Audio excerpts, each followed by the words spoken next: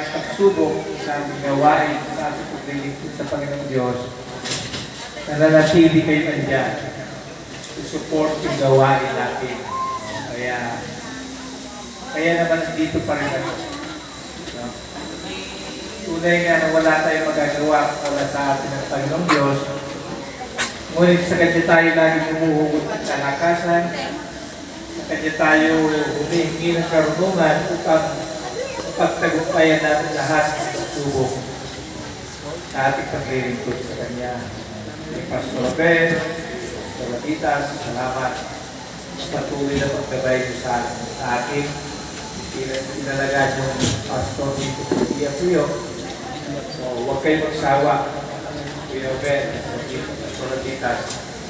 Every time na may mga gawain sa Panginoon ay ang tatay. Dahil ang tatay, pinagpala, tatay na may pananampalataya ay may pamilya pinagpapala. Hindi na po nabibilang sa daliri lamang ng mga kapatid natin, mga tatay na sumasamba, tumutulong sa gawain dito sa ating church sa Puyo. Kaya tayo nagpapasalamat sa Panginoong Diyos sa patuloy na itong bibigay niyo sa ating lakas. Huwag po tayong bumitaw, huwag po tayong wala ng pag-asa dahil ang Diyos ang pag-asa. Tunay nga po, every time na nakaka-encounter po ng kahinaan na aking pagganap sa tungkulin bilang pastor niyo, yun yung pinagkikinggan po mga awitin, inawit ng mga members natin.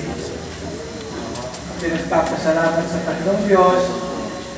Instead na may discourage ako, pinapasalamatan ko siya sa pagsubok na ayon sa ating nararanasan sa ating gawain. Kaya din, salamat sa kapatid natin. Although may mga nagpe-perfect sa atin, ay already God na